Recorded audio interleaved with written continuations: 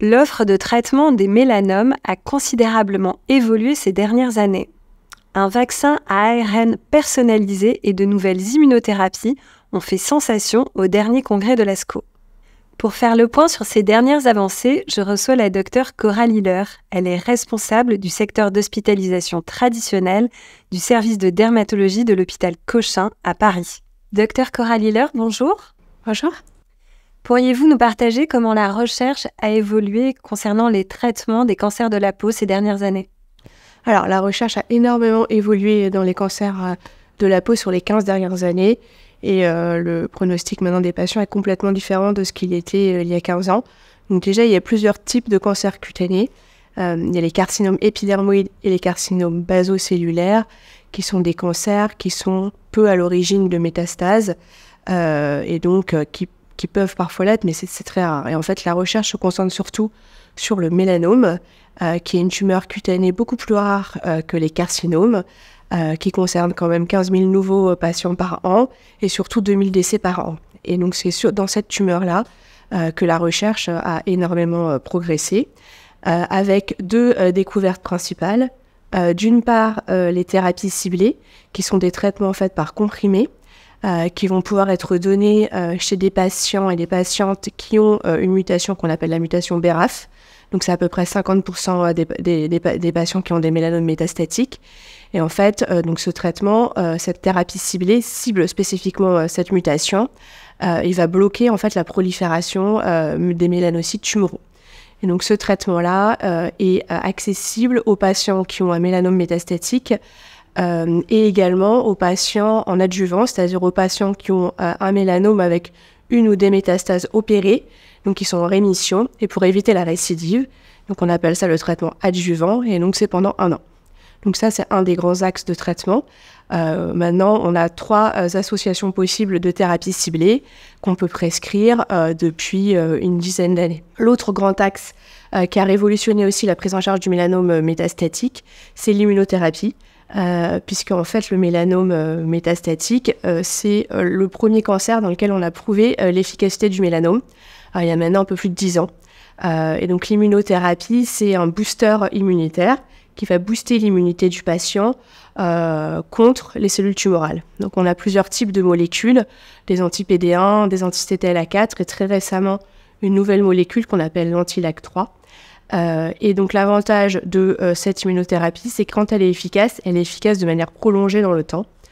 Et l'association de même deux immunothérapies permet d'avoir des réponses très prolongées, puisqu'on peut avoir des patients qui sont toujours en vie après 7 ans de traitement. Là, dans les dernières études, 50% des patients qui n'ont pas de métastase cérébrale et qui ont eu la bithérapie d'immunothérapie sont en vie après 6 ans et demi de traitement.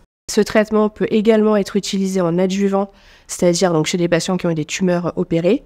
Et maintenant, depuis très peu de temps, on peut également l'utiliser chez des mélanomes épais, chez des patients qui ont eu des mélanomes épais, qui sont à risque de récidive, mais sans métastase à distance. Puisqu'on sait que dans le mélanome, le facteur pronostic principal, c'est son épaisseur. Et donc, ce traitement, cette immunothérapie peut être utilisée pendant 1 an après l'exérèse du mélanome et ça diminue de manière drastique le risque de récidive. Donc ces traitements sont très efficaces, mais au prix quand même d'effets secondaires importants, surtout l'immunothérapie et surtout la double immunothérapie, puisque dans 93% des cas, on peut avoir des effets secondaires et dans 50% des cas, des effets secondaires qui peuvent être sévères à très sévères et qui nécessitent une hospitalisation des patients. Est-ce qu'il y a d'autres recherches récentes qui ont particulièrement sensibilisé votre attention, qui vous ont porté de l'intérêt? Alors la recherche dans le mélanome depuis 10-15 ans est en plein essor. Il y a plusieurs axes de recherche. D'une part, l'identification de biomarqueurs, donc des marqueurs biologiques qui permettraient de prédire les patients qui répondent ou pas à l'immunothérapie.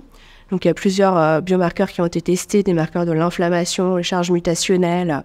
Et il y a une équipe aux États-Unis qui est en train d'essayer de mettre en place un outil prédictif de la réponse ou pas au mélanome pour les immunothérapies. Après, il y a différentes molécules qui sont testées, notamment des inhibiteurs de cycline, de l'apoptose, qui est la mort cellulaire programmée. Et la dernière chose, c'est que plusieurs études aux États-Unis et en France essaye de tester ce qu'on appelle les TILS, et donc c'est lymphocytes intratumoraux, puisque en fait, en cas d'infiltration tumorale, il y a quand même des lymphocytes du patient, donc des cellules immunitaires du patient, qui viennent dans la tumeur et qui sont censés essayer d'éliminer cette tumeur. Et donc le but, c'est de prélever ces lymphocytes, de les expandre avec différentes hormones et interleukines et de les réinjecter aux malades pour faire une espèce de boost aussi immunitaire. Quelles découvertes récentes vous paraissent particulièrement prometteuses, et notamment le vaccin ARN ? Alors effectivement, le vaccin ARN a fait grand bruit dans la littérature et en dermato-oncologie. Le vaccin ARN a été testé en association avec de l'immunothérapie. Et donc, on a prélevé, en fait, c'est un vaccin ARN qui est adapté à chaque malade, puisqu'on l'a prélevé chez les patients qui avaient un mélanome avec une métastase ganglionnaire ou cutanée. On a prélevé du tissu tumoral. Et avec ce tissu tumoral, on a identifié des antigènes tumoraux et on a créé un vaccin personnalisé pour chaque patient qu'on a ensuite injecté en association avec de l'immunothérapie, des anti-PD1 en l'occurrence. Et on a comparé ça à un traitement standard par anti-PD1 seul. Et c'est vrai que l'efficacité est assez fascinante puisqu'il y avait une diminution de 45% du risque de récidive dans le bras avec l'association. Donc pour l'instant, il y a encore de nouvelles études en cours. On ne connaît pas du tout la durée d'efficacité de ce traitement-là. Donc on attend les études de phase 3 qui sont pour 2023-2024 surtout. Docteur Leur, en parallèle de vos activités cliniques, vous avez des activités de recherche. Est-ce que vous pouvez nous en parler ? Alors oui, je travaille donc effectivement à l'hôpital Cochin. Nous avons un laboratoire de biologie cutanée, donc qui ne fait pas que de la recherche dans le mélanome. C'est un laboratoire de recherche en dermatologie en général, avec plusieurs axes de recherche. D'une part, la recherche sur les cellules souches. Donc c'est des cellules un peu pluripotentes dans la peau pour savoir pourquoi ces cellules parfois sont à l'origine ou pas de retard de cicatrisation, notamment de carcinogénèse et dans certaines pathologies cutanées chroniques, notamment le psoriasis ou la maladie de Verneuil. Et puis on a un axe de recherche également dans l'acné avec principalement l'étude d'une bactérie qu'on appelle Cutibacterium acnes, qui est une bactérie assez fascinante qui, en fonction de l'aspect qu'elle revêt, active ou pas des marqueurs d'inflammation qui entraînent ou pas une acné. Et le dernier axe de recherche, c'est la syphilis, puisqu'on est centre de référence national de la syphilis. Donc, on a effectivement un axe de recherche sur ce sujet. Merci beaucoup. Merci.